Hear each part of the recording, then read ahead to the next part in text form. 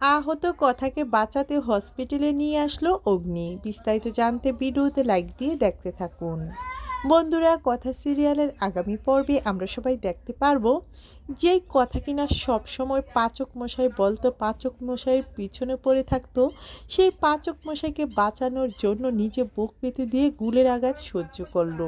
পাচক মশাই একটু হলেও বুঝতে পেরেছে কথা পাচক মশাইকে কতখানি ভালোবাসে।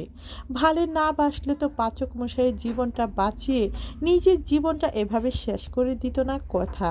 পাচক মশাই বলে, কথা আমি বেঁচে থাকতে তোর কোনো ক্ষতি হবে না, আমি আছি, আমি তোকে বাঁচাবো।